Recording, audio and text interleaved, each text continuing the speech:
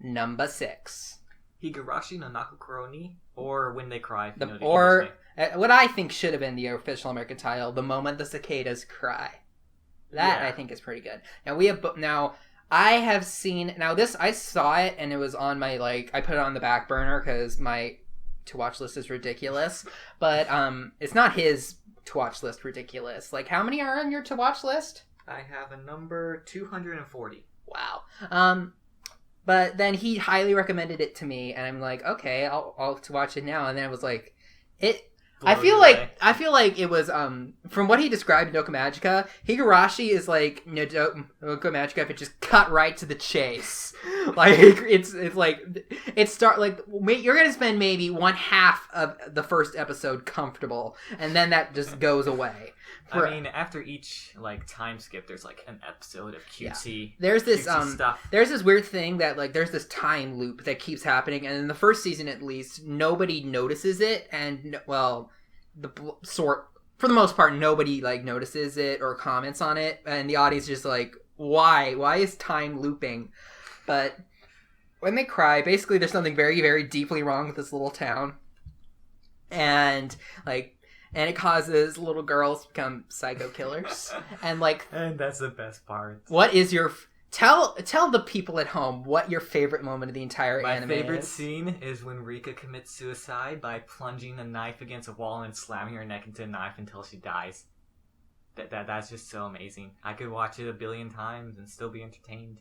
I have seen it 4 times. That's the scene. Probably the most intense scene I can think of was the one where... the nail ripping? Yeah, Shion was forced to go through self-mutilation. Everyone says that Shion's the scariest character. Do you agree with that? I'd say that when... That's actually a good point. I'd say that, for the most part, Shion and Mion seem tougher. But when Rena gets psycho crazy, she's probably the first arc was... horrifying. The first arc is probably the darkest one out of all of them. And it's right off the bat, and little girls putting needles in meatballs or whatever. Yeah, right. Or what? It was this weird reddish brown ball thing. It was like a bean bun, but it had rice on the inside and the beans on outside and beans on the inside. And there was a needle. There was a needle, and he ate the needle. No, he almost ate the needle. Almost ate the needle. And I'd say that Keiichi, I think his name is? Keiichi, yes. Serves as a good main character, because he's combination of really normal, but also kind of tough and kind of goofy. Considering that the second scene is not dubbed, I would say that both the dub and the sub do very good jobs. I would say both of them do. I guess. I would have preferred if they dubbed both seasons. I think the dub's pretty bad, but... Really? I think it's bad that it's good. Just the animation is terrible. But the animation is not great. The dub is not spectacular. But neither the dub or the animation is what matters. What matters is this is psychological horror. Yeah, this is a thriller. This really is. It's probably one of the. I think this is the scariest anime I've ever seen. I agree. Yes. And tell me about the villain. The villain. I forgot her name. It's I just a little mental queef right there. Yeah, I forgot her name. But the blonde scientist girl is one of the best villains. And when I watched her backstory in the second season, it was just so depressing. Whoa! My least favorite character is probably the Satoko, the blonde girl. Sadako. The blonde girl, because her arc is really, really depressing. It's all of these characters do really awful, depressing things, and the great thing about the time loop is that no character is safe from becoming a psycho at some point and murdered in very, very gruesome ways. Yes. When They Cry is a very intense anime, but there's also it's not just all sad and scary all the time. There are also little moments of happiness in it. And I would say that makes it serve... Especially the second season. Yeah, I would say... Yeah, the second season, there were a lot of very inspiring moments. It serves as something that's both very hard to watch, very confusing, very unsettling, but you just can't look away. It's Yes. It's a beautiful, horrible anime. It's amazing. But yeah. When They Cry is very good, and I'm looking forward to When the Seagulls Cry, which is kind of like which is kind of like the first one with more mystery. So hopefully there's less like messed up. There's no things. ending, so if you're hoping for an ending. Well, I just like the first season on its own for a while. Yeah. Okay. So, yeah. Her name is Mio Takano. Yes, that's the blonde scientist girl's name. We apologize because you actually are a good character, but yeah. The funny thing is that since I know the people from Funimation and for the most part Sentai Filmworks pretty well. I usually remember them by the voice actors, but I don't really know any of the voice actors here except for Grant George and Megan Hollingshead very well. I don't know any voice actors, but Rika. Yeah, I definitely follow voice actors more than he does, but we apologize. Mio Takano, you're a great character, and yeah. Number 5 is Fullmetal Alchemist Brotherhood. I ranked Fullmetal Alchemist Brotherhood as number 4. But I also ranked Fullmetal Alchemist from 2004 at number 3. And for a while, until I saw Welcome to the NHK or Blood Blockade Battlefront, it was my number 1. And he does disagree with that, but... Well, I haven't seen the original. It's on my to-watch list, like very, very, very far down my to-watch list. That's like... Okay, I was thinking of making this joke, but then I actually thought, like, I should look this up. Like, I looked it up. It's like any time before this year, like, that's like Dr. Dre saying, oh, I'm going to release that next album. It's going to happen, but don't hold your breath. Because he has, almost 300. 240, exactly. And I watch about 40 series a year, and I add about 20 series a year. So that means... We're probably not going to know each other by the time you see Fullmetal Alchemist. Yeah. A problem that it always comes by, considering the fact that I talked about this anime more than once, is that what is there left to say about Fullmetal Alchemist Brotherhood? It is usually regarded as the greatest anime ever made. Yeah, measurably, according to my anime list, this is the highest ranked anime among, like, anime fans. Like, yeah. And I can completely understand that. It's a really great epic. Yes, it's probably the best shonen anime ever made. Shonen. Really? You count that as a genre, but... I don't know. I was like, I know that shonen means... Action, adventure, epic stuff. I don't know I would call Fullmetal Alchemist Brotherhood shonen. Most people regard it as shonen. Well, it's like, it's rated R. Shonen. It's rated R, really? Yeah. What terrible things happen besides, like, the 7 Deadly Sins characters? Well, like, human experimentation. Oh, yeah, when that character dies. You know, the character like, turned into a chimera and everyone... Oh my gosh, all the horrific creations that happen. The homunculi. Yeah, I will say this, Fullmetal Alchemist Brotherhood is funnier and has a bigger scope, but I just think that the story in Fullmetal Alchemist is better, and I do like the origin of the homunculi a lot better, but it was really nice, and this also has a great cast of dubs, both of them do. I really loved Fullmetal Alchemist Brotherhood. For dub, yes. Yeah. Yes, they're so, really good dub. Anything else you want to say about Fullmetal Alchemist Brotherhood? Not really, except that my favorite characters are the 7 Deadly Sin characters. Homunculi. They're awesome. They're really, really awesome. Which one do you like better, Edward or Alphonse? I think I might like Alphonse better, but it's really close. I don't really know. I like the villains better than the protagonists. Not that I wanted to win. I totally wanted Edward to win, but... Yeah, Edward it's a very inspiring story. Yes. Yeah. Number 4 is an anime that, one of the first I've seen. I saw it in the sub, but this is before I realized how good dubs can be. So, but I want to see the whole thing in dub, but then that will require watching all of this show again. What is it? Number 4 is Code Geass. Huge, controversial opinion. I think Code Geass is, just a titch overrated. Maybe. I mean, the animation's weird. And the animation, looking, bad. I did this thing where I looked back and I was like, what even is this animation? They have the lower lips that goes down to their neck, and then everyone's like an anorexic skinny person. Yeah, they're like scarecrows. It's weird with gigantic eyes. And then the music is all so incredibly upbeat. No, I wouldn't say that. It's kind of like this really weird film noir that's so out of place and so weird. It's so weird. Besides for the ending theme, continued story that's sung after the character dies. That's really, really great. Code Geass is certainly a very, very huge anime.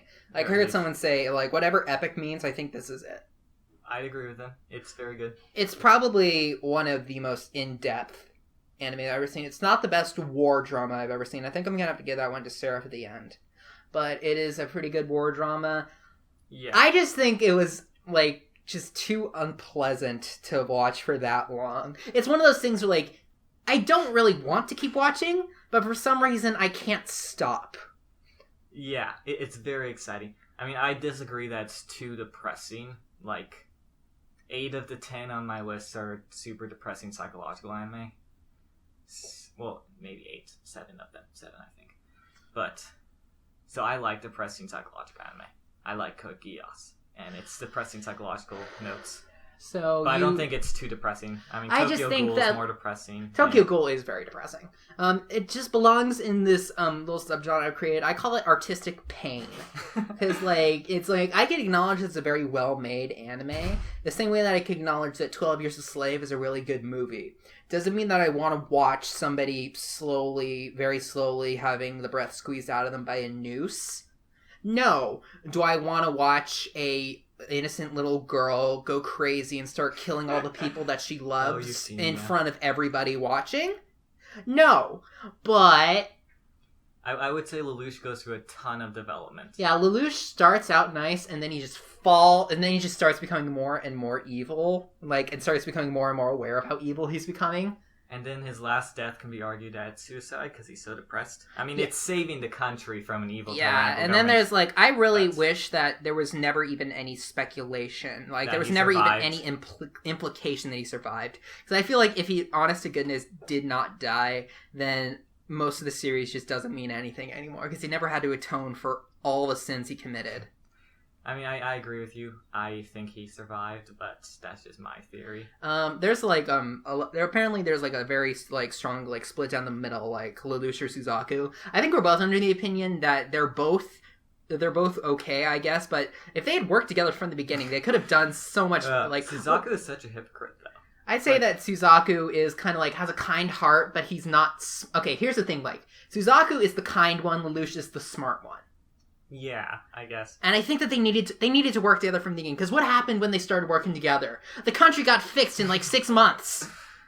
I agree. I like the romance between Suzaku and Euphemia, but really, I like Euphemia a lot more of a character. Yeah. And then Colin a lot more of a character. So, anything else you would like to say about Code Geass? Not really. Mm. Okay, number 3. Number 3 is Baccano. Baccano. Or Baccano, or however you pronounce that. Now, he did not know this until I told him about it. In Italian, Baccano means ruckus. And considering what this anime is, I think that Baccano is a wonderful name. I'd say it's 100% pure, unadulterated entertainment. Yeah, there's this is a show where there's so many characters, so many things happening at once. It doesn't really have a beginning, middle, and end. It doesn't really have a main character. It's told non-linear AF. It is insane. But I feel like, considering what the story is, enjoyment. That is there is a joy in Baccano. Yes. If it was told linearly, with it wouldn't be as character, it wouldn't be as this good. is the story. This is the story. This is the only way you could realistically tell the story to the fullest, because it doesn't really have a main character. It doesn't really have a beginning, middle, and end. It doesn't really have a And, I think that non-linear is the best way they could have told this story. Yes. And this also has, one of the best dub casts ever. Yes. Totally agree. 2, one of the best casts of characters ever. Yes. Main characters. There are no main definitely the best. So one of the best comedic characters of all time are Isaac and Maria. Yes. Isaac and Maria. Of my 5 top anime characters, 3 of them are Baccano characters, so that can prove how much I love Baccano characters. It's hard to... I think that Isaac and Maria just count as one character. Yes, because you can't have one without the other. I mean, I have Jacuzzi and Claire and then Isaac and Maria together, because they are best together. There are so many great characters, and there's so many different flavors of insane in this show, like that weird mechanic guy, and Lab Russo, and the Rail Tracer. Claire Staffield's just my favorite. Jacuzzi Splot is my favorite character. It's just hilarious how much of a quivering coward and a doofus he is, but he has such a kind heart. I love Jacuzzi. He's my icon for everything is Jacuzzi Splot. The Rail Trace is gonna get us! I need to give credit for Joe McDonald. In the wrong hands, he could have gotten so annoying. And I have to admit, he is kind of annoying, but I don't know, there's just he has a lot of the same characteristics of Amino from future diary, but Like, he's done so much better that... Let's just list off all the great characters in this. Cheslaw Meyer, Maria and Isaac, Lad Russo, Weird Mechanic Guy, Mute Woman, Niece Holy Stone, Firo Italian name. Protonazo. That's what I said, Putrid Italian. Protonazo. There's so many great characters in this show.